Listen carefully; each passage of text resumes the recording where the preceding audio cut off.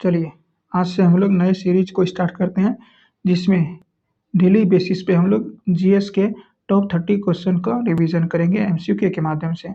जिसमें जो ये एमसीक्यू रहेगा वह इन सब सब्जेक्ट से रहेगा, पॉलिटी से रहेगा, हिस्ट्री से रहेगा, ज्योग्राफी से रहेगा, साइंस से रहेगा और स्टैटिक्स से रहेगा। सभी से लगभग 6-6 क्वेश्चन रहेंगे। ठीक है, चलिए आज का हम ये सीरीज शुरू करते हैं। देखिए, हमारा पहला क्वेश्चन कह रहा है कि सर्वप्रथम भारतवर्ष का वर्णन किस अभिलेख से प्राप्त होता है। तो भारतवर्ष का वर्णन सर्वप्रथम जो हो जाएगा वह हाथी गुम्फा अभिलेख में मिलता है। ऑप्शन नंबर सी मेरा सही हो जाएगा। लेकिन यदि हम इसमें अन्य ऑप्शन की यदि बात करें एहोल अभिलेख को लेकर, देखिए सबसे पहले हम ए नंबर ऑप्शन एहोल अभिलेख की बात करें। एहोल अभिलेख का संबंध चालुक्य वंश के शासक पुलकेशिन द्वितीय से मिलता है। पुलकेशिन द्वितीय से संबंधित हो जाएगा, पुलकेशिन द्वितीय से हो जाएगा। और एहोल अभिलेख को रवि कीर्ति के द्वारा लिखा गया है, रवि कीर्ति के द्वारा इसे लिखा गया है। जूनागढ़ अभिलेख की बात करें, जूनागढ़ अभिलेख का संबंध शक शासक रुद्रदामन से हो जाएगा, रुद्रदामन से इसका संबंध हो जाएगा। और यह जूनागढ़ अभिलेख जो जाएगा वह संस्कृत भाषा का पहला अभिलेख हो जाएगा, संस्कृत भाषा का पहला अभिलेख हो जाएगा। अर्थात जूनागढ़ अभिलेख वो संस्कृत भाषा में लिखा गया एक अभिलेख हो जाएगा। यदि हम हाथी गुम्फा अभिलेख की बात करें, हाथी गुम्फा अभिलेख कलिंग के राजा खारवेल से संबंधित है, खारवेल से संबंधित है हाथी गुम्फा अभिलेख, या कलिंग के राजा हो जाएगा। उसके बाद नासिक अभिलेख की बात करें, नासिक अभिलेख का संबंध हुआ सातवाहन वंश के राजा गौतम बलश्री से संबंधित है, गौतम बलश्री से संबंधित हो जाएगा। ठीक है, चलिए इसमें से यदि हम अन्य और तथ्य की बात करें, देखते हैं प्रयाग प्रशस्ति अभिलेख। प्रयाग प्रशस्ति अभिलेख का संबंध वह गुप्त वंश के राजा समुद्रगुप्त से संबंधित है तथा इस अभिलेख का लेखक जो है वह हरिसेन है। बोले तो इस अभिलेख को हरिसेन के द्वारा लिखा गया। चलिए नेक्स्ट क्वेश्चन की बात करते हैं। देखिए नेक्स्ट क्वेश्चन मेरा कह रहा है भारत पर पहला मुस्लिम आक्रमण किस वर्ष हुआ था। तो भारत पर पहला मुस्लिम आक्रमण वह 712 ईस्वी में हुआ है। और यह आक्रमण जो किया गया है वह अरब आक्रमणकारी मोहम्मद बिन कासिम के द्वारा किया गया है, मोहम्मद बिन कासिम MBK के द्वारा किया गया है। तो 712 में, इसलिए ऑप्शन नंबर डी मेरा सही हो जाएगा, इनमें से कोई नहीं सही हो जाएगा। ठीक है, चलिए उसके बाद इसमें हम यदि अन्य तथ्य की बात करें कि MBK बोले तो मोहम्मद बिन कासिम भारत पर आक्रमण किसके कहने पर किया था। तो अरब का एक खलीफा था अल वाजिद के आदेश पर। किसके कहने पर? अरब का एक खलीफा था अल वाजिद के कहने पर, और अल वाजिद के कहने पर यह था मोहम्मद बिन कासिम ने भारत पर 712 ईस्वी में आक्रमण किया था। और 712 ईस्वी में आक्रमण करके उन्होंने सिंध पर विजय प्राप्त कर लिया था, 712 ईस्वी में ही कर लिया था। ठीक है, और जब मोहम्मद बिन कासिम ने भारत पर आक्रमण किया था तो उसका मुख्य उद्देश्य था इस्लाम का प्रचार प्रसार करना तथा यहाँ पर साम्राज्य विस्तार की लालसा उसका मुख्य उद्देश्य था। ठीक है, चलिए नेक्स्ट क्वेश्चन की बात करते हैं। देखिए वास्को डी गामा भारत कब आया, यह हाल ही में पूछा हुआ ऐसा का क्वेश्चन है। तो वास्को डी गामा भारत कब आया, तो वह 1498 में आया है भारत। ऑप्शन नंबर सी सही हो जाएगा। यदि हम वास्को डी गामा की बात करते हैं, वास्को डी गामा जो है यह पुर्तगाल का निवासी था, जो भारत जो आया था वह 17 मई को आया था, 17 मई 1498 में भारत के कालीकट बंदरगाह पर उतरा था। अब किसके सहायता से आया था यह अब्दुल मनीत की सहायता से भारत आया था। 70 दिन की यात्रा के बाद भारत पहुंचा था। और जब यह कालीकट बंदरगाह पर उतरा था तो वहाँ एक हिंदू शासक जैमुरीन ने इसका स्वागत किया था।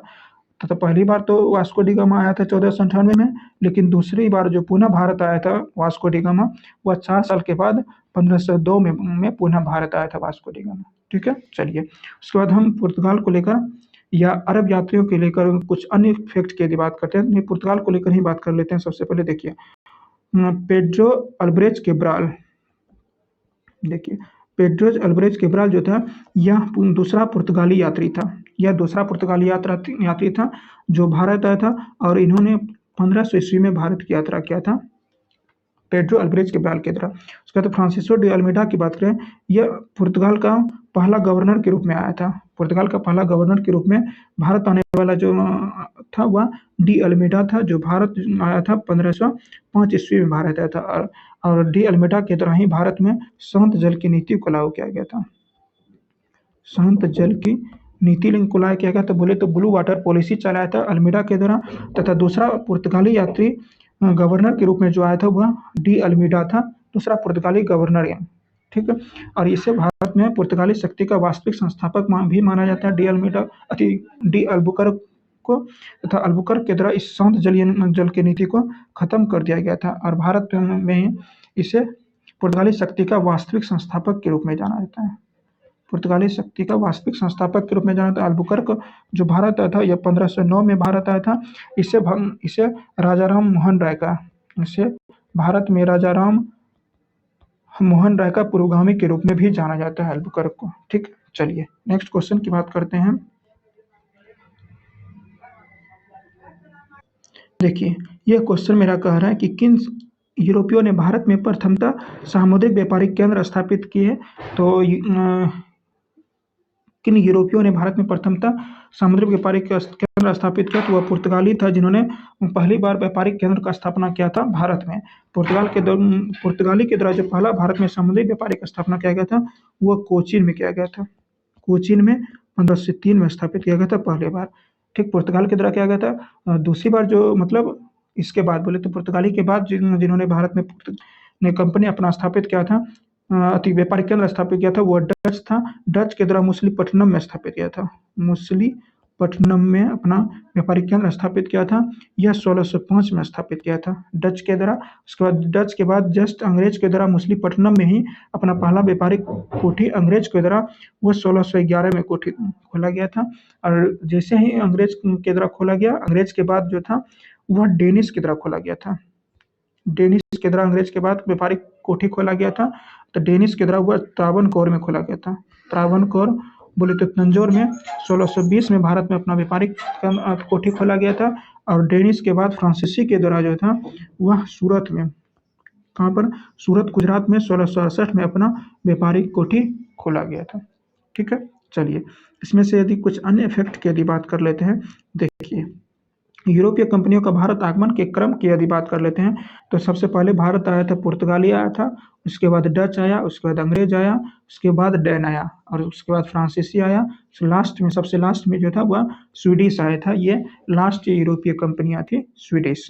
सबसे पहले कौन आया, वह पुर्तगाली आया था। लेकिन याद रखिएगा, पुर्तगाली आया सबसे पहले और भारत से गया भी है सबसे बाद में, पुर्तगाली ही गया है।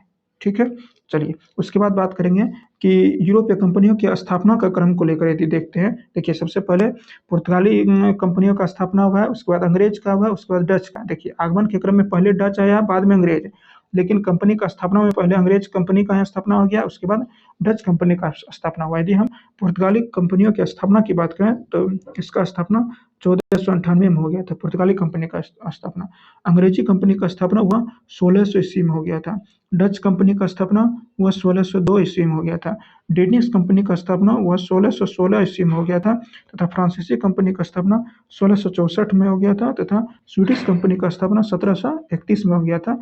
इस प्रकार से आगमन क्रम और कंपनी का स्थापना क्रम अलग अलग है, थोड़ा सा ध्यान में रखिएगा। आगमन में पहले डच, उसके बाद अंग्रेज आ जाएगा। ठीक है, लेकिन कंपनियों की स्थापना क्रम में पहले अंग्रेज, उसके बाद डच आ जाएगा। सिर्फ यही दोनों अंतर हो जाएगा, इन दोनों को इंटरचेंज कर दीजिएगा। ठीक है, चलिए आगे बढ़ते हैं। नेक्स्ट क्वेश्चन देखिए, पुराणों का अध्ययन करने वाला प्रथम मुसलमान था। तो पुराणों का अध्ययन करने वाला प्रथम मुसलमान वह अल-बरूनी था। ठीक है, अल-बरूनी के बारे में यदि बात कर लेते हैं। अल-बरूनी का जन्म जो हुआ था वह 1773 ईस्वी में हुआ था और अल-बरूनी जो आया था वह महमूद गजनवी के साथ भारत 11वीं शताब्दी में आया था। महमूद गजनवी जो था, सॉरी, अल-बरूनी जो था वह महमूद गजनवी के साथ भारत 11वीं शताब्दी में आया था। तो इसके द्वारा एक पुस्तक लिखा गया था, तहकीक-ए-हिंद नामक पुस्तक लिखा गया था, जो अरबी भाषा में लिखा गया था। यह अरबी भाषा में लिखा गया था, लेकिन इस पुस्तक का हिंदी ट्रांसलेशन जो किया गया था वह रजनीकांत शर्मा के द्वारा किया गया था। रजनीकांत शर्मा के द्वारा किया गया था। ठीक है, चलिए उसके बाद हम बात करते हैं। देखिए, नेक्स्ट मेरा क्वेश्चन कर है, लंदन में ब्रिटिश ईस्ट इंडिया कंपनी के गठन के समय भारत का निम्नलिखित में से कौन बादशाह था। तो देखिए, ब्रिटिश ईस्ट इंडिया कंपनी का स्थापना जो किया गया है वह 31 दिसंबर 1600 ईस्वी को किया गया। 31 दिसंबर 1600 ईस्वी को लंदन में किया गया। लेकिन इस 1600 ईस्वी में ही भारत में जो था वह अकबर बादशाह था, क्योंकि अकबर का कार्यकाल यदि बात करें तो यह 1556 से लेकर 1605 तक इसका कार्यकाल रहा है। तो देखिए इसी के बीच में मेरा 1600 पड़ता है। तो अकबर जो था वह ब्रिटिश ईस्ट इंडिया कंपनी की स्थापना के समय भारत का बादशाह रहा था। चलिए यदि अकबर को लेकर यदि कुछ अन्य फैक्ट की यदि बात कर लेते हैं। देखिए अकबर का जन्म जो हुआ था वह 1542 में राणा वीरसाल के महल में हुआ था। राणा वीरसाल के महल में हुआ था और इसकी माता का नाम हामिदा बानो बेगम है और पिता का नाम हुमायूं हो जाएगा, अकबर के पिता का नाम। अब अकबर के द्वारा जो कुछ काम किया गया था, इन्होंने 1562 में दास प्रथा का अंत किया था तथा 1563 में तीर्थ यात्रा कर को समाप्त कर दिया था तथा 1564 में जजिया कर को समाप्त कर दिया था। और अकबर के द्वारा ही जो था अकबर के द्वारा नहीं, अकबर के समय में ही पानीपत का दूसरा युद्ध की बात करें, यह 1556 में हुआ था। 1556 में हुआ था तथा अकबर के समय में ही 1576 में हल्दी घाटी का युद्ध हुआ था। तो हल्दी घाटी का युद्ध कब हुआ था? वो 1576 में हुआ था और पानीपत का दूसरा युद्ध हुआ 1556 में, अकबर के समय में ही हुआ था। ठीक है, चलिए नेक्स्ट क्वेश्चन की यदि बात करते हैं। देखिए भूगोल के लिए ज्योग्राफिका शब्द का प्रयोग सर्वप्रथम किसने किया था?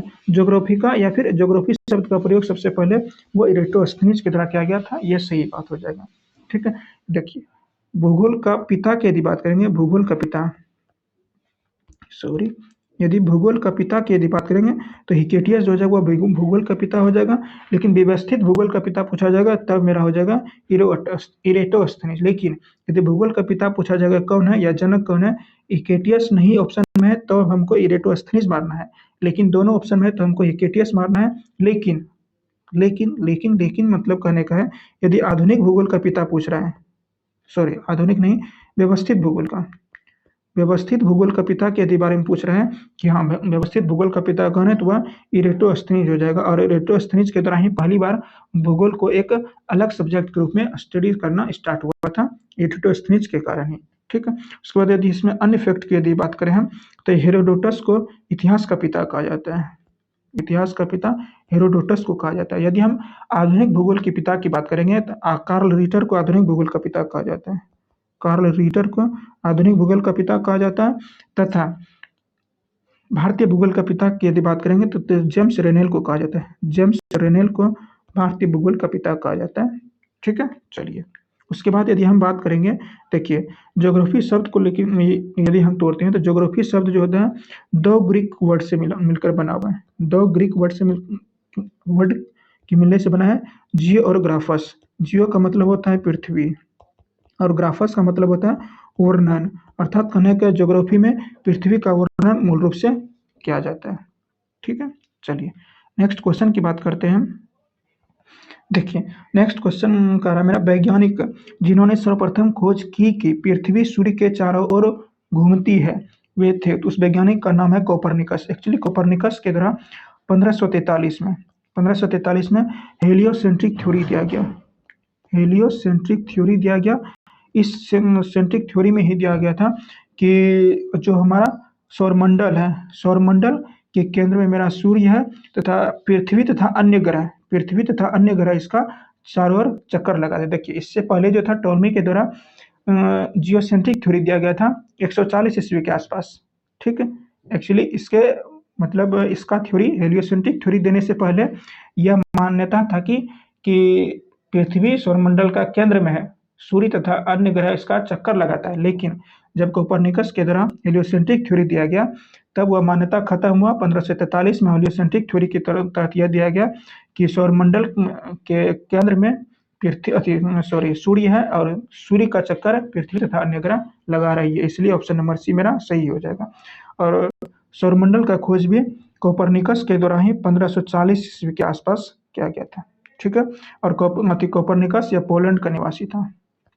किस देश का था? यह पोलैंड का निवासी हो जाएगा। यदि हम इसके अन्य ऑप्शन की यदि बात करते हैं, तो देखिए न्यूटन का एक पुस्तक का नाम है प्रिंसिपिया, जिसका प्रकाशन 1687 में किया गया।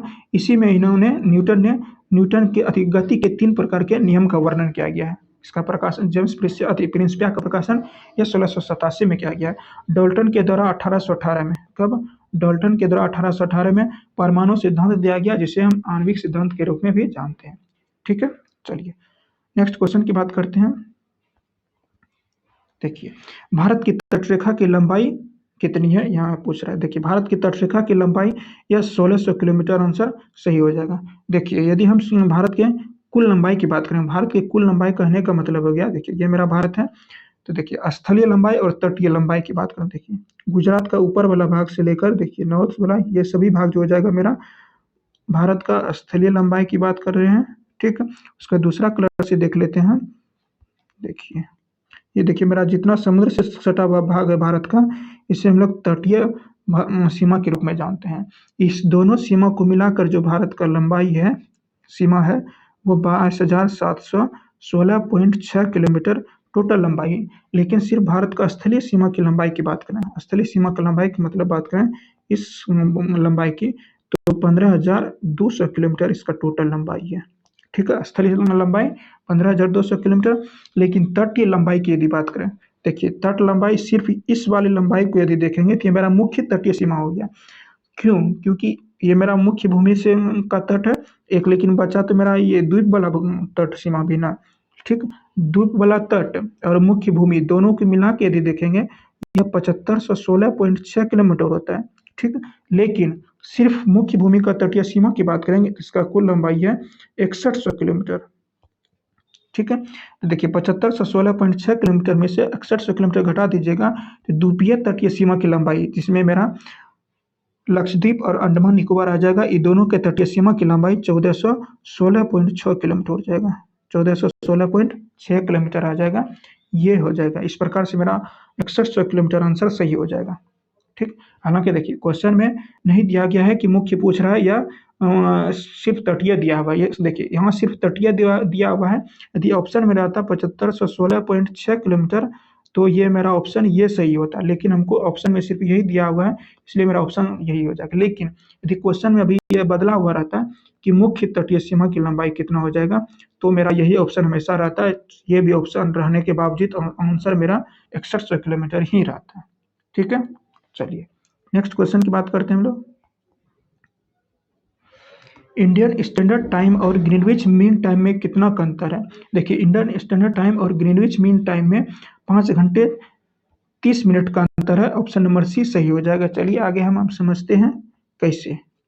देखिए ये मेरा वर्ल्ड मैप है।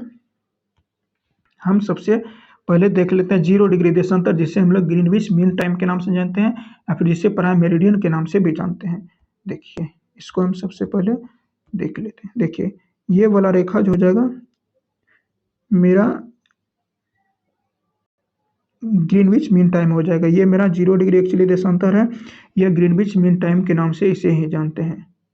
ठीक है, एक्चुअली इससे ग्रीनविच मीन टाइम के नाम से 1884 में हुए वाशिंगटन सम्मेलन से ही इसे ग्रीनविच मीन टाइम के नाम से 0 डिग्री देशांतर को जानते हैं। देखिए और भारत का जो टाइम लाइन है बोले तो इंडियन स्टैंडर्ड टाइम लाइन वह 82.5 डिग्री पूर्वी देशांतर हो जाएगा। 82.5 डिग्री 30 मिनट पूर्वी देशांतर हो जाएगा। ठीक है, अब चूंकि हम लोग जानते हैं कि एक देशांतर को पार करने में सूर्य को 4 मिनट का समय लगता है। कितना? 4 मिनट का समय लगता है। देखिए भारत का जो समय रेखा है वह 82.5 है। 82.5 है तो मतलब हम 82 इंटू 4 करेंगे। ठीक, ये 228 हो जाएगा, प्लस ये हाफ डिग्री भी तो है। हाफ डिग्री देखिए 1 डिग्री पार करने में 4 मिनट, हाफ डिग्री पार करने में 2 मिनट, बोले तो टोटल मेरा 230। ठीक है, इतना हो गया। चलिए ठीक, उसके बाद की यदि बात करेंगे, ठीक, उसके बाद की यदि बात करेंगे, सॉरी 8 या 24 ना, यहाँ देखिए 4 दूना 8, 8 या 24, 8 चौका 32, यहाँ 32 328 हो जाएगा, प्लस 2 तो मतलब 330 मिनट हो जाएगा। इस 330 मिनट को घंटे मिनट में बदलिए तो इसमें 5 घंटा और 30 मिनट का अंतर आता है। 30 मिनट का अंतर आता है। देखिए यहाँ तो हमको अंतर पूछा गया, इसलिए मेरा 5 घंटा 30 मिनट आंसर सही होगा। लेकिन यदि ये भी पूछा जाएगा कि ग्रीनविच मीन टाइम से भारत जो है का समय कितना आगे रहता है, तो वह रहता है 5.5 घंटा आगे हो जाएगा। बोले तो 5 घंटा 30 मिनट आगे रहता है। अंतर भी पूछेगा तो मेरा सेम आंसर हो जाएगा, इसलिए मेरा वो सही हो जाएगा। इसके बाद यदि हम इसमें एक्स्ट्रा और की बात करें, एक्स्ट्रा फैक्ट और की बात करें कि हाँ ग्रीनविच मीन टाइम किन किन देश से होकर गुजरती है। देखिए ये मेरा यूके से होकर गुजरता है, ब्रिटेन, ठीक।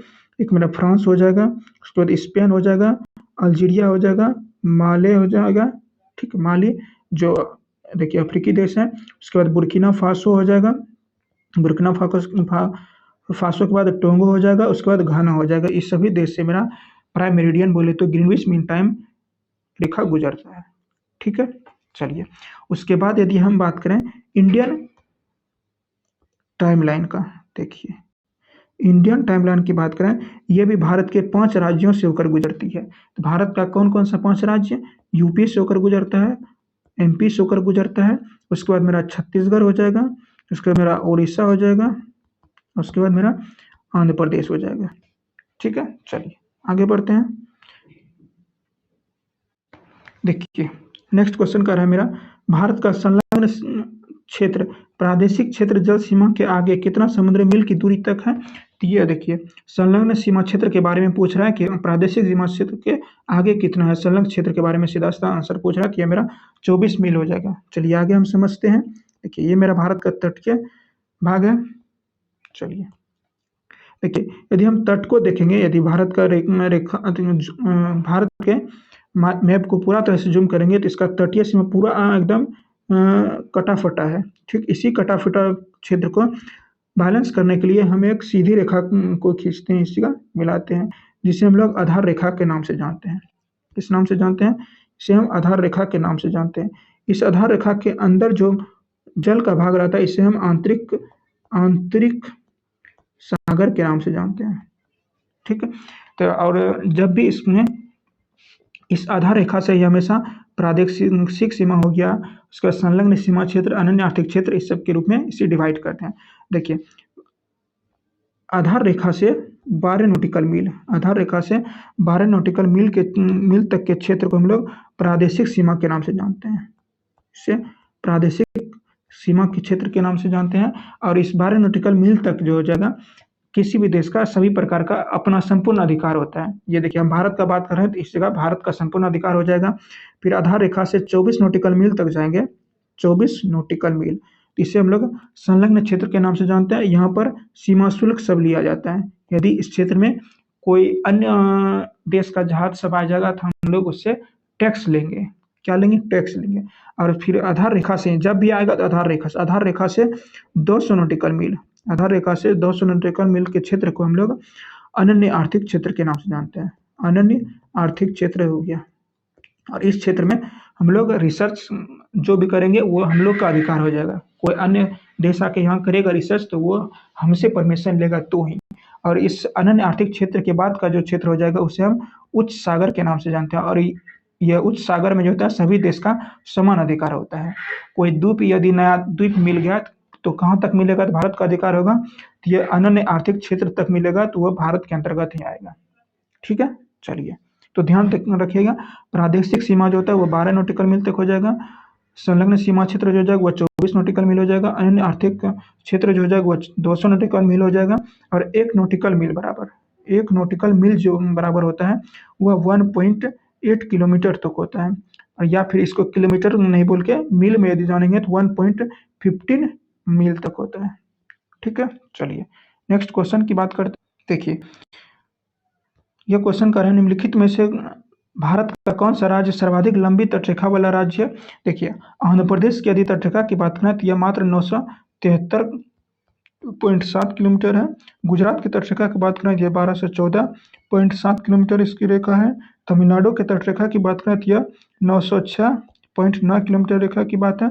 और केरल की करें तो यह 569.7 किलोमीटर रेखा की है, ठीक है। तो सबसे लंबा मेरा वह गुजरात हो जाएगा, ऑप्शन नंबर बी सही हो जाएगा, ठीक है। चलिए बात कर लेते हैं भारत के जितने भी तटीय राज्य। देखिए भारत का जो तटीय राज्य है वह 9 राज्य है जो तट पर स्थित है, भारत के तट पर है।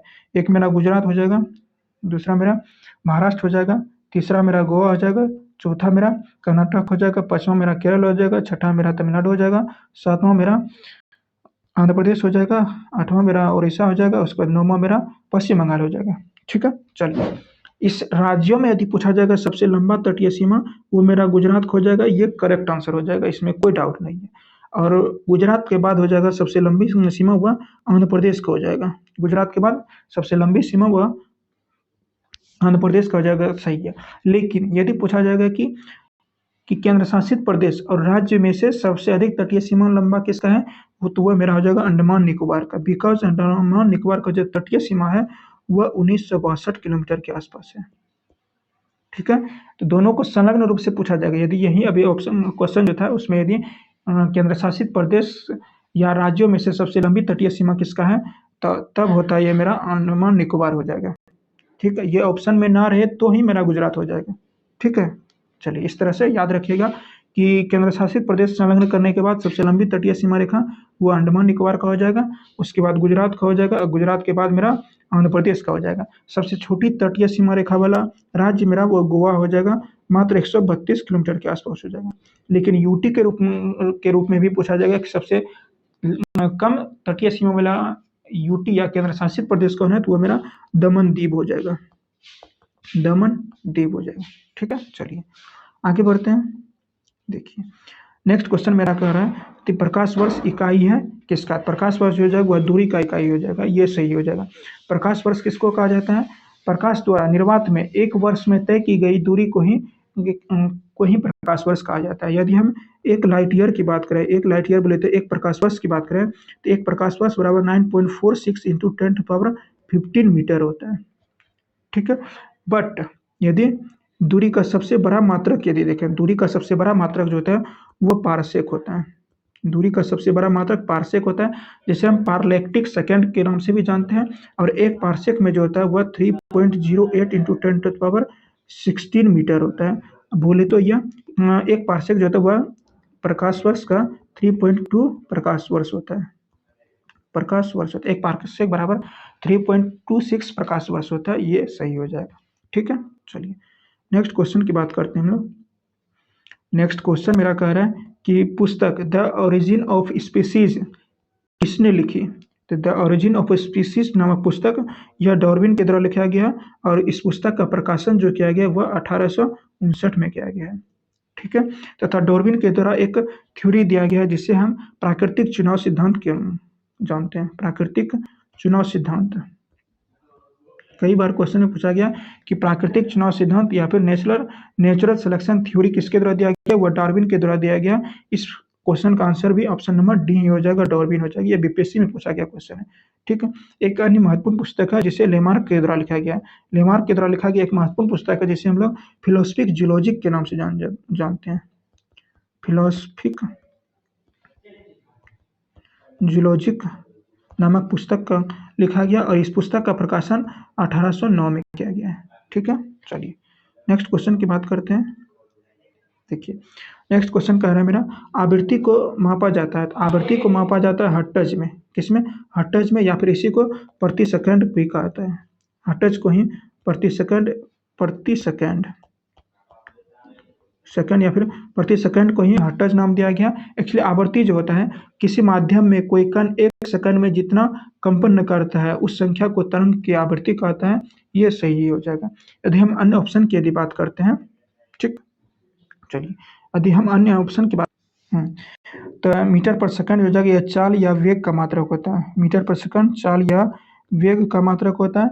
रेडियन जो होता है यह मेरा समतल कोण का मात्रक होता है, समतल कोण का मात्रक जो होता है वह रेडियन होता है। और वाट जो मात्रक होता है वह शक्ति का मात्रक होता है, शक्ति का मात्रक वाट होता है, तथा इसी वाट को हम जूल पर सेकंड भी कह सकते हैं। क्या कह सकते हैं, जूल पर सेकंड कह सकते हैं।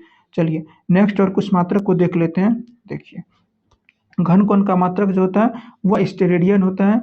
ज्योति तीव्रता का मात्रक वह कैंडेला होता है। पदार्थ की मात्रा का मात्रक वह मोल होता है। यदि एक मूल पदार्थ की मात्रा की यदि बात करें तो इसका मान होता है 6.023 × 10⁻23 परमाणु होता है। एक मूल बराबर कितना होता है, तो वह 6.023 × 10⁻23 परमाणु होता है।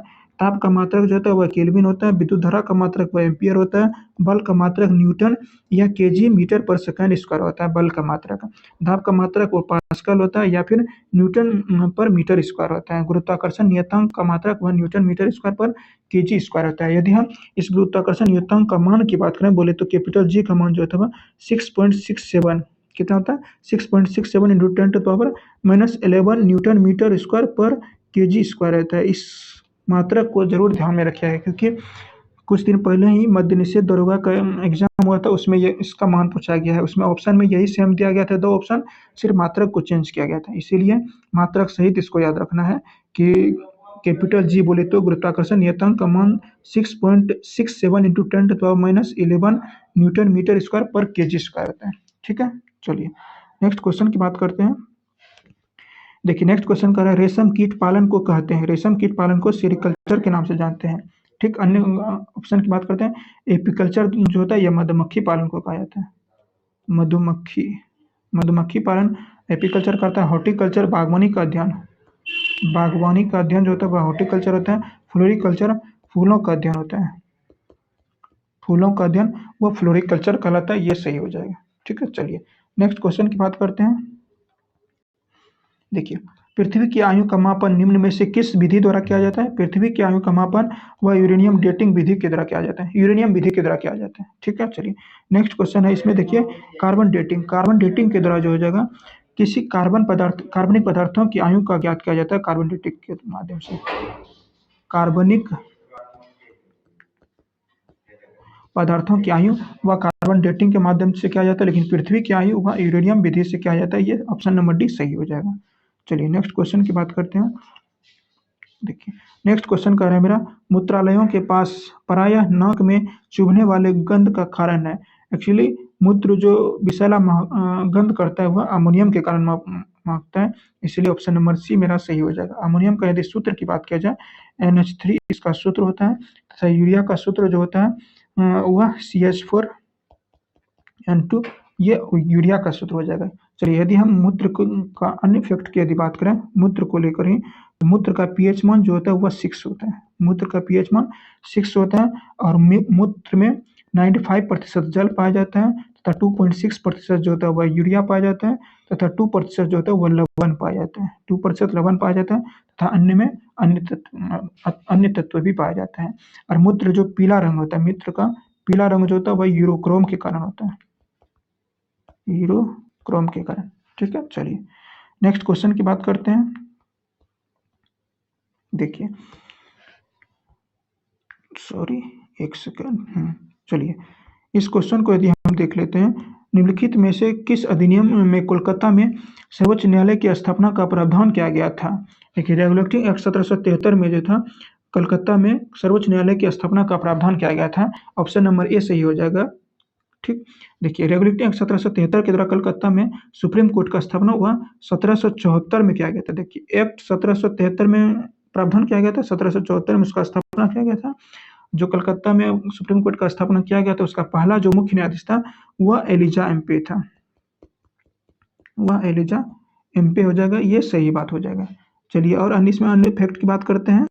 देखिए इसी रेगुलेटिंग एक्ट को हम लोग एक्ट ऑफ सेटलमेंट के नाम से भी जानते हैं। इसी एक्ट को हम एक्ट ऑफ सेटलमेंट के नाम से जानते हैं, सेटलमेंट के नाम से जानते हैं तथा इसी एक्ट के द्वारा बंगाल के गवर्नर को बंगाल का गवर्नर जनरल कर दिया गया।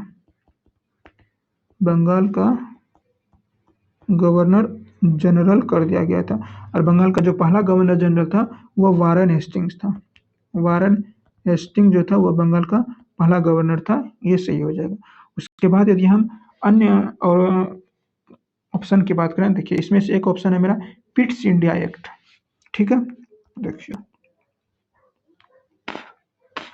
चलिए पिट्स इंडिया एक्ट की यदि बात करते हैं तो पिट्स इंडिया एक्ट के तहत जो था पहली बार क्या काम किया गया था, तो इस एक्ट के तहत कंपनी के व्यापारिक अधिकार एवं राजनीतिक अधिकार, ठीक, कंपनी का जो व्यापारिक एवं राजनीतिक क्रियाकलाप था दोनों को अलग कर दिया गया था तथा इसी पिट्स इंडिया एक्ट के तहत जो था द्वैत शासन को लागू किया गया था। द्वैत शासन को लागू किया गया था जो अंततः 1858 तक रहा था। मतलब कहने का 1858 में द्वैत शासन खत्म हो गया था। 1784 की पिट्स इंडिया एक्ट में द्वैत शासन को लागू किया गया था और 1858 में यह खत्म हो गया था। ये चार्टर एक्ट 1813 जो था यह दूसरा चार्टर अधिनियम था। दूसरा चार्टर अधिनियम था, मतलब जो पहला चार्टर अधिनियम था वह 1793 में लाया गया था और दूसरा चार्टर अधिनियम 20 साल के बाद 1813 में आया गया था। इस दूसरा चार्टर अधिनियम में जो था कंपनी के भारतीय व्यापार के एकाधिकार को समाप्त कर दिया गया था, किंतु चीन से व्यापार का एकाधिकार बना रहा था दूसरा चार्टर अधिनियम के तहत। और तीसरा चार्टर अधिनियम जो था पहली बार, मतलब सबसे पहले बार जो था, इसमें संविधान निर्माण के धुंधले संकेत मिलते हैं। संविधान निर्माण के धुंधले संकेत मिलते हैं चार्टर अधिनियम 1833 में। ठीक है, तथा इसी चार्टर अधिनियम 1833 के अधिनियम के द्वारा बंगाल के गवर्नर को भारत का गवर्नर जनरल कर दिया गया। बंगाल के गवर्नर जनरल को भारत का गवर्नर जनरल कर दिया गया और भारत का पहला गवर्नर जनरल जो था वो विलियम बेंटिक था। कौन था? वो विलियम बेंटिक हो जाएगा। ठीक है, चलिए नेक्स्ट क्वेश्चन की बात करते हैं। देखिए नेक्स्ट क्वेश्चन करा हुआ, कौन सा अधिनियम था जिसने भारत में सत्ता ब्रिटिश ईस्ट इंडिया कंपनी से ब्रिटिश क्राउन में स्थानांतरित की थी? तो यह अधिनियम था मेरा भारत सरकार अधिनियम 1858 का अधिनियम। ठीक है, ऑप्शन नंबर डी मेरा सही हो जाएगा। ठीक है, और इस 1858 के अधिनियम में और क्या सब प्रावधान था? इसी अधिनियम अभी कुछ देर पहले ही बताए थे, जो पिट्स इंडिया एक्ट 1784 में आया था, इसी एक्ट के द्वारा द्वैत शासन को लागू किया गया था तथा 1858 के समय में इस एक्ट के द्वारा इस द्वैत शासन को खत्म कर दिया गया था। लागू किया 1784 में और 1858 में इसे खत्म कर दिया गया। ये एक बात हुआ। तथा इसी अधिनियम के द्वारा जो था भारत के गवर्नर जनरल को वायसराय की उपाधि दिया गया और भारत का पहला जो वायसराय था वो केनिंग था। भारत का पहला वायसराय कौन था? वो केनिंग हो जाएगा। ये सही आंसर हो जाएगा। ठीक है, चलिए नेक्स्ट क्वेश्चन की बात करते हैं।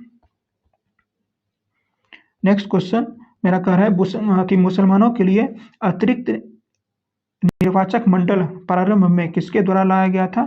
तो सबसे पहले जो मुसलमानों के लिए जो अतिरिक्त जो लाया गया था निर्वाचक मंडल, वो पार्लियामेंट्री सुधार अधिनियम 1909 के तहत ही लाया गया था। ठीक है, ये ऑप्शन नंबर बी सही हो जाएगा। उसके बाद अन्य ऑप्शन की यदि बात करते हैं तो 1861 के अधिनियम के द्वारा जो था गवर्नर जनरल को, किसको?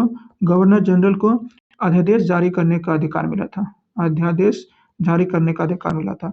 तथा आ गया एक ऑप्शन नंबर सी है, मॉन्टेग्यू चेम्सफोर्ड सुधार अधिनियम 1919। इस अधिनियम के द्वारा पहली बार महिलाओं को वोट देने का अधिकार मिला था। पहली बार महिलाओं को वोट देने का अधिकार मिला था। इसमें प्रावधान किया गया था कि 21 वर्ष से ऊपर की जो महिलाएं हैं, कुछ ही वर्ग में यह सीमित किया गया था, फिक्स किया गया था, सभी महिलाओं को नहीं दिया गया था। ठीक है, सभी महिलाओं को नहीं दिया गया था, कुछ सीमित वर्ग की महिलाओं को जो 21 वर्ष से ऊपर की है उसे मतदान का अधिकार दिया गया था। ठीक है, तथा जो मेरा 1858 के अधिनियम के तहत जो शासन को खत्म किया गया था, तो 1919 के अधिनियम के द्वारा उसे प्रांतों में लागू किया गया था। द्वैत शासन को फिर से लागू हुआ प्रांतों में, और बाद में इस 1935 के अधिनियम के द्वारा प्रांतों में लागू द्वैत शासन को खत्म कर फिर बाद में केंद्र में द्वैत शासन को लागू किया गया था 1935 के अधिनियम के द्वारा। ठीक है, चलिए नेक्स्ट क्वेश्चन की बात करते हैं हम लोग। देखिए ये क्वेश्चन मेरा कह रहा है, देखिए संविधान सभा के विचार का औपचारिक रूप से प्रतिपादन किसके द्वारा किया गया? संविधान सभा के विचार का औपचारिक रूप से प्रतिपादन हुआ एम एन राय के द्वारा किया गया था। एम एन राय के द्वारा इसका प्रतिपादन 1934 में किया गया था। लेकिन पूछा जाएगा कि संविधान सभा के गठन का सर्वप्रथम मांग किसके द्वारा किया गया था? तो सर्वप्रथम मांग जो था 1924 में रांची में, कहाँ पर? रांची में जो था वह स्वराज पार्टी की द्वारा किया गया था। ठीक है, चलिए नेक्स्ट क्वेश्चन की बात करते हैं। देखिए नेक्स्ट क्वेश्चन क्या, इसी में से थोड़ा सा एक्स्ट्रा फैक्ट की बात कर लेते हैं संविधान सभा को लेकर। संविधान सभा का जो गठन किया गया है इस हुआ जुलाई 1946 में किया गया। संविधान सभा का गठन जुलाई 1946 में किया गया। कैबिनेट मिशन के आधार पर किया गया है। कैबिनेट मिशन के आधार पर संविधान सभा का गठन किया गया और संविधान सभा में कुल 389 सदस्य था। इस 389 सदस्य में से मेरा जो 292 सदस्य था वह ब्रिटिश भारत के गवर्नरों के अधीन 11 प्रांतों से चुने गए थे और 4 जो प्रतिनिधि था वह चीफ कमिश्नरी के 4 प्रांतों से चुने गए थे और 13 प्रतिनिधि वह देशी रियासत से चुना गया था। ठीक है, चलिए नेक्स्ट क्वेश्चन की बात करते हैं। देखिए नेक्स्ट क्वेश्चन कह रहा है मेरा, भारत के संविधान सभा किसके अनुसार गठित की गई थी? अभी जस्ट कुछ देर पहले बताया कि भारत का संविधान सभा जो था उसका आधार था मेरा, सॉरी, कैबिनेट मिशन उसका आधार था। ऑप्शन नंबर डी मेरा सही हो जाएगा। ठीक है, एक्चुअली देखिए कैबिनेट मिशन को जो था ब्रिटिश के प्रधानमंत्री एटली के द्वारा भारत भेजा गया एक उच्च स्तरीय मिशन था। ठीक है, और इसमें जो था कुल 3 सदस्य था। उस 3 सदस्यों में से एक पैथिक लॉरेंस था जो इस योजना का अध्यक्ष था, तथा दूसरा सदस्य वह अलेक्जेंडर था तथा तीसरा सदस्य वह स्टेफर्ड क्रिप्स था। स्टेफर्ड वह क्रिप्स हो जाएगा, क्रिप्स इसका तीसरा सदस्य था। याद रखिएगा कि इस कैबिनेट मिशन में 3 सदस्य हो जाएगा। और कैबिनेट मिशन भारत कब पहुंचा? कैबिनेट मिशन जो भारत पहुंचा हुआ 24 मार्च 1946 को पहुंचा है। 24 मार्च 1946 पहुंचा और उसके बाद जुलाई 1946 में संविधान सभा का गठन किया गया है। ठीक है, चलिए नेक्स्ट क्वेश्चन की बात करते हैं। देखिए इसमें से अब और बात कर लेते हैं, क्रिस प्रस्ताव की बात कर लेते हैं थोड़ा सा, इसी में ठीक रहेगा, बात कर लेते हैं अभी ही। देखिए क्रिस प्रस्ताव की यदि बात करें, क्रिस प्रस्ताव का जो घोषणा किया गया था वो 11 मार्च 1942 को किया गया था, लेकिन इसके जस्ट एक महीना बाद ही बोले तो 11 अप्रैल 1942 को इसे वापस ले लिया गया था। एक्चुअली क्रिस प्रस्ताव में जो प्रस्ताव दिया गया था कि भारत को डोमिनियन राज्य का दर्जा दिया जाएगा, डोमिनियन राज्य का दर्जा दिएगा, जो कि यहाँ के लोगों को पसंद नहीं था। इसीलिए इस प्रस्ताव का पूरा विरोध किया गया था, जो बाद में एक ही माह के अंतराल में इसे वापस ले लिया गया था 11 अप्रैल 1942 को। और इसी के इस प्रस्ताव के उपलक्ष्य में जो महात्मा गांधी ने पोस्ट डेटेड चेक का नारा दिया था, पोस्ट डेटेड चेक। ठीक है, चलिए आगे बढ़ते हैं।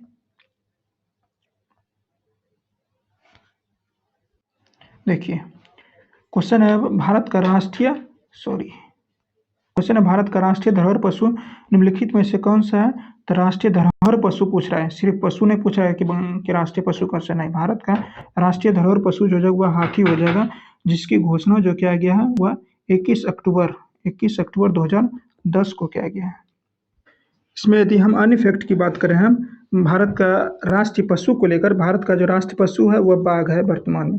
ठीक, और इसका घोषणा जो किया गया था, भारत का राष्ट्रीय पशु जो बाघ है, इसका घोषणा 1972 में किया गया था। प्राचीन समय में, मतलब बाघ के पहले, प्राचीन का मतलब बहुत पहले नहीं, मतलब बाघ के पहले जो था भारत का राष्ट्रीय पशु जो था वह सिंह था, बोले तो शेर था। ठीक, बाघ के पहले भारत का राष्ट्रीय पशु वह शेर था, ध्यान रख दीजिएगा। उसके बाद यदि हम और अन्य फैक्ट की इसमें बात कर लेते हैं, तो जो वर्तमान में भारत का राष्ट्रीय पुष्प है वह कमल है। सॉरी, भारत का जो राष्ट्रीय पुष्प हो जाएगा वह कमल हो जाएगा, जिसका घोषणा वह 1950 में किया गया था। ठीक है, उसके बाद भारत का राष्ट्रीय पक्षी वह मोर हो जाएगा, जिसका घोषणा 1963 में किया गया था। ठीक है, चलिए नेक्स्ट क्वेश्चन देखिए। अब क्वेश्चन कर रहे हैं, निम्नलिखित में से कौन सा शब्द भारत के संविधान की उद्देशिका में नहीं है? देखिए जब भारत के संविधान की उद्देशिका बोले तो प्रस्तावना आप पढ़िएगा, तो उसमें समाजवादी शब्द का उल्लेख किया हुआ, पंथनिरपेक्ष शब्द का उल्लेख किया गया, संप्रभुता शब्द का उल्लेख किया गया, लेकिन लोक कल्याण शब्द का उल्लेख कहीं भी नहीं मिलेगा थोड़ा सा भी, इसलिए ऑप्शन नंबर डी मेरा सही हो जाएगा। ठीक है, चलिए उसके बाद इसमें अन्य फैक्ट की यदि हम बात करें, उद्देशिका बोले तो प्रस्तावना की बात यहाँ कर रहे हैं। ठीक है, प्रस्तावना का प्रस्ताव जो था वह जवाहरलाल नेहरू के द्वारा 13 दिसंबर को, कब 13 दिसंबर को 1946 में संविधान सभा में पेश किया गया था, और इसे एक्सेप्ट किया गया था 22 जनवरी 1947 को इसे एक्सेप्ट किया गया था प्रस्तावना को। तब से जो प्रस्तावना संविधान का अगला पार्ट के रूप में रह गया, और प्रस्तावना को ही संविधान का आत्मा भी कहा जाता है। ध्यान दीजिएगा कि भीमराव अंबेडकर के अनुसार प्रस्तावना को संविधान का आत्मा नहीं, सिर्फ डायरेक्ट क्वेश्चन आएगा कि संविधान का आत्मा किसे कहा जाता है, तब प्रस्तावना यदि पूछा जाएगा BR अम्बेडकर के द्वारा भारत का संविधान की आत्मा किसे कहा जाता है, वह अनुच्छेद 32 को कहा जाता है, अनुच्छेद 32 को कहा जाता है। ठीक है, तो भारत के प्रस्तावना पर 4 देशों का प्रभाव पड़ता है। 4 देश कौन कौन सा, जिसमें मेरा अमेरिका हो जाएगा, रूस आ जाएगा, उसके बाद फ्रांस आ जाएगा, उसके बाद ऑस्ट्रेलिया आ जाएगा। इसमें हम और अन्य फैक्ट की बात करते हैं, लेकिन अब आज नहीं, नेक्स्ट डे।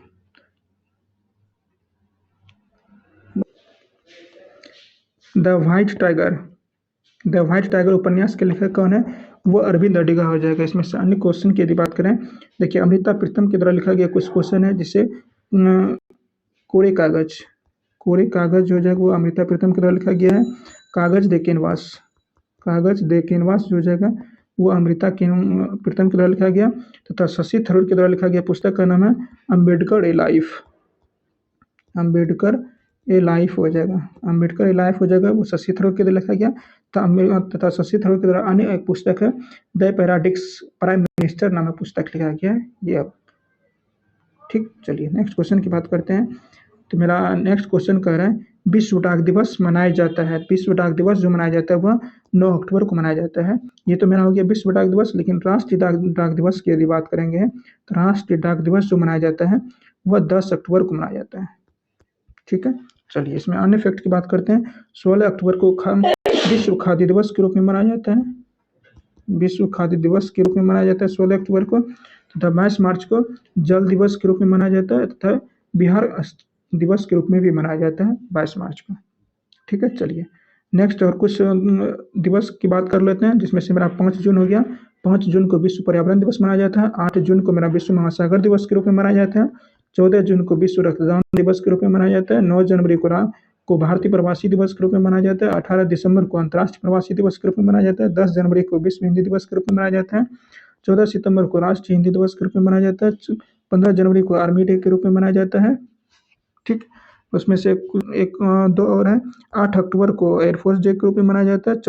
4 दिसंबर को नेवी डे के रूप में मनाया जाता है। ये सभी मेरा महत्वपूर्ण सभी दिवस हो जाएगा। चलिए उसके बाद नेक्स्ट की बात करते हैं भारत का राष्ट्रीय ध्वज। देखिए भारत के राष्ट्रीय ध्वज की चौड़ाई और लंबाई का अनुपात कितना है? देखिए यहाँ चौड़ाई और लंबाई का अनुपात पूछ रहा है, तो ये हमारा 3:2 हो जाएगा। ठीक, ये ध्यान दीजिएगा, लंबाई और चौड़ाई का अनुपात है या चौड़ाई और लंबाई का अनुपात है, ये एग्जाम में ध्यान दीजिएगा। यहाँ हम पूछे हैं चौड़ाई और लंबाई का अनुपात, ये मेरा हो जाएगा 2:3 हो जाएगा। ठीक है, भारत का राष्ट्रीय ध्वज क्या है? वह तिरंगा हो जाएगा। तिरंगा हो जाएगा भारत का राष्ट्रीय ध्वज। और इसका डिजाइन जो क्या गया, इसका डिजाइन वह पिंगली वैकेया की तरह किया गया है। पिंगली वैकेया की तरह किया गया, वैकेया की तरह किया गया है। और संविधान सभा के द्वारा राष्ट्र ध्वज के रूप में तिरंगा को कब अपनाया गया है? तो 22 जुलाई को अपनाया किया गया। 22 जुलाई को 1947 को अपनाया गया, इसलिए 22 जुलाई को राष्ट्रीय झंडा अंगीकरण दिवस के रूप में मनाया जाता है। ठीक है, चलिए इसमें यदि हम और अन्य फैक्ट की यदि बात करें, देखिए यही मेरा तिरंगा है। इसमें से मेरा देखिए 3 रंग है, ऊपर केसरिया है, बीच में सफेद है, नीचे मेरा हरा रंग है। केसरिया रंग का संबंध जो हो जाएगा वह शौर्य और त्याग का प्रतीक हो जाएगा केसरिया रंग। और व्हाइट जो प्रतीक हो जाएगा वह सत्य एवं पवित्रता का प्रतीक हो जाएगा। और हरा रंग जो हो जाएगा वह समृद्धि का प्रतीक हो जाएगा। ठीक है, बीच में देखिए मेरा एक चक्र है, जिसे अशोक के धर्म चक्र से लिया गया है। इसमें कुल 24 तिल है और इसका रंग जो होता है वह गहरा नीला रंग होता है। ठीक है, चलिए नेक्स्ट क्वेश्चन की बात करते हैं। भारत के राष्ट्रीय गान के रचयिता है, तो और भारत का राष्ट्रीय गान जो है वह जन गण मन है। जन गण और मन है, और इसका रचयिता जो है वह रविंद्रनाथ टैगोर हो जाएगा, ये सही हो जाएगा। और जन गण मन को राष्ट्रीय गान के रूप में कब एक्सेप्ट किया गया है? वह 24 जनवरी 1950 को 24 जनवरी 1950 को एक्सेप्ट किया गया है। ठीक, और पहली बार जनगण मन को जो था वह 1911 के कलकत्ता अधिवेशन में गाया गया था, जिसकी अध्यक्षता बिशा नारायण धर के द्वारा किया गया था। ठीक है, तथा इस जनगण मन को गाने का टाइमिंग कितना है? यह 52 सेकेंड में गाया जाता है। ठीक है, चलिए नेक्स्ट क्वेश्चन की बात करते हैं। देखिए नेक्स्ट क्वेश्चन है मेरा आसियान इसके लिए है, मतलब कहने का आसियान का फुल फॉर्म पूछ रहा है। आसियान का फुल फॉर्म हो जाएगा association of south east Asian Nations हो जाएगा। ठीक है, ये ऑप्शन नंबर सी मेरा सही हो जाएगा। अतः इस संस्थान का स्थापना जो किया गया है वह 8 अगस्त को किया गया है। 8 अगस्त 1967 को इस आसियान का स्थापना किया गया है। और इसका मुख्यालय जकार्ता में स्थित है। इसका मुख्यालय जो जकार्ता इंडोनेशिया में है। तो इसका सदस्य देश जो हो जाएगा, टोटल सदस्य देश 11 हो जाएगा। चलिए इसके अन्य सदस्य इसके जो जितने भी सदस्य देश है सभी को देख लेते हैं। देखिए आसियान का जो सभी सदस्य देश है, इसमें मेरा ये म्यांमार एक सदस्य देश हो जाएगा। उसके बाद थाईलैंड मेरा सदस्य देश हो जाएगा। ये लाओस देखिए एक सदस्य देश हो जाएगा। वियतनाम मेरा सदस्य देश हो जाएगा। मलेशिया मेरा एक सदस्य देश है। कंबोडिया मेरा सदस्य देश हो जाएगा। सिंगापुर मेरा सदस्य देश हो जाएगा। उसके बाद इंडोनेशिया देखिए मेरा सदस्य देश हो जाएगा। उसके बाद एक मेरा फिलीपींस सदस्य देश हो जाएगा, ये वाला। और ब्रुनई मेरा सदस्य देश यहाँ पर है। तथा एक और सदस्य देश बन गया 11वां, जो यहाँ पर स्थित है मेरा तिमोर लिस्टे। तिमोर लिस्टे मेरा सदस्य देश है। ठीक है, चलिए क्वेश्चन मेरा खत्म हो गया। मिलते हैं कल।